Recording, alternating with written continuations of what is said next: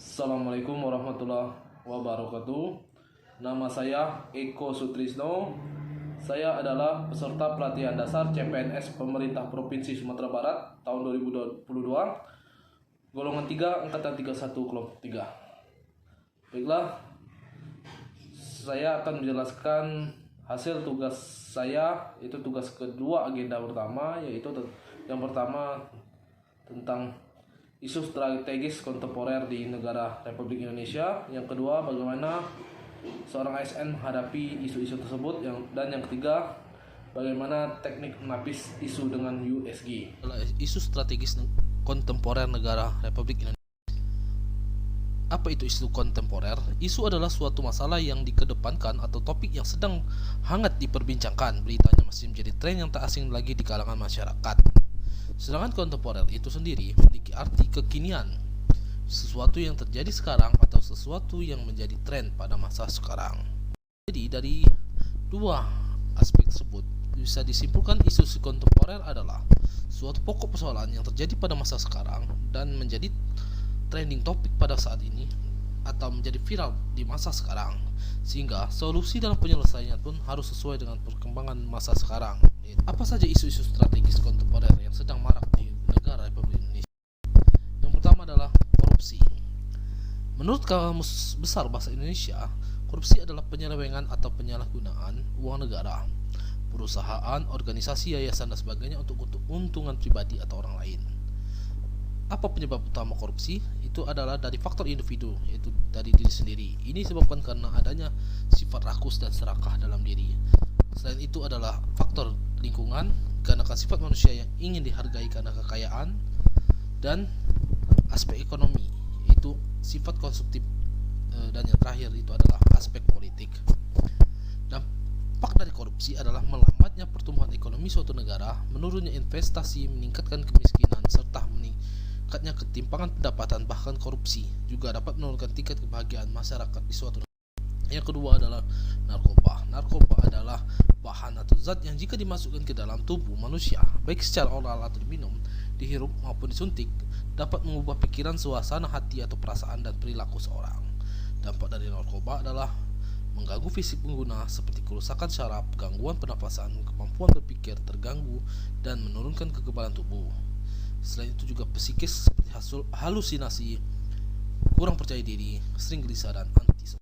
Ketiga adalah terorisme dan radikalisme. Terorisme diartikan sebagai penggunaan kekerasan untuk menimbulkan ketakutan dalam usaha mencapai tujuan, terutama tujuan politik, praktek tindakan teror. Radikalisme adalah paham yang menuju fase menuju terorisme. Terorisme adalah bentuk aksinya, sementara radikalisme adalah paham yang melatar belakangi aksi terorisme itu. Berikutnya adalah money laundering atau tindak pidana pencucian uang. Secara sederhana merupakan upaya menyembunyikan atau menyamarkan uang atau dana yang diperoleh dari suatu aksi kejahatan atau hasil tindak pidana sehingga seolah-olah tampak menjadi harta kekayaan yang sah. Berikut adalah proxy war, penyebaran berita bohong atau hoax dan fitnah dengan tujuan untuk menciptakan potensi perpecahan persatuan adalah bagian dari proxy war, seperti yang pernah terjadi di masa penjajahan. Bangsa kita dipecah belah hingga mudah ditaklukkan. Terkadang dalam perang proksi, negara sasarannya tidak menyadari upaya potensi perpecahan tersebut. Berikutnya adalah kejahatan komunikasi massal. Ini yang terakhir. Ini terbagi menjadi tiga, yaitu yang pertama cybercrime. Cybercrime yaitu kejahatan yang beroperasi di dunia maya dengan menggunakan jaringan komputer dan internet. Pelaku biasanya orang-orang ahli di bidang IT. Yang kedua ada hate speech, yaitu ujaran kebencian yang merupakan bentuk provokasi dalam bentuk hinaan atau hasutan yang disampaikan individu atau kelompok di ruang publik, biasanya mengarah kepada sara. Dan yang terakhir adalah hoax atau hoax, yang merupakan berita atau pesan yang bersifat kebohongan atau palsu yang tidak terbukti sumbernya. Bagaimana sebagai ASN menghadapi isu dan perubahan tersebut? Seorang ASN harus jeli dalam menghadapi isu dan perubahan kontemporer yang terjadi di masa sekarang. Sebagai seorang ASN, jangan sampai kita malah menjadi penyebab atau sumber masalah atau isu yang diselesaikan oleh pihak lain. Tetapi, seorang ASN harus berperan sebagai agen perubahan dan harus bisa menjadi solusi atas masalah dan isu-isu kontemporer. Isu-isu kontemporer di Indonesia menuntut ASN untuk selalu meningkatkan kompetensi serta kemampuan beradaptasi dengan isu-isu ataupun perubahan yang terjadi. Teknik menapis isu dengan USG. Analisis USG adalah salah satu metode scoring untuk menyusun urutan prioritas yang harus diselesaikan.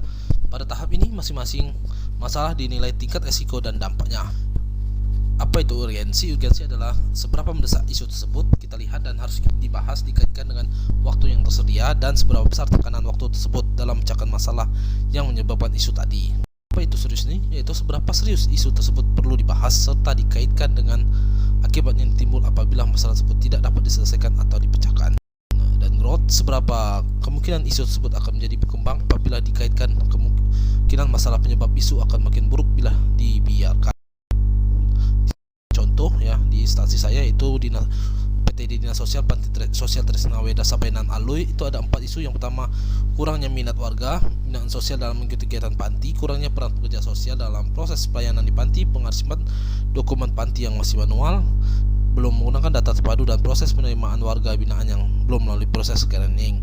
Jadi dari hasil USG saya yaitu yang paling tinggi adalah proses penerimaan warga binaan yang belum melalui proses screening. Berikutnya adalah kurang minat warga binaan sosial mengikuti kegiatan, kurang peran pekerja sosial, dan pengarsipan dokumen panti yang masih menggunakan manual. Sekian penjelasan dari saya. Mohon maaf kalau ada kata-kata yang salah dan kurang. Terima kasih. Assalamualaikum warahmatullahi wabarakatuh.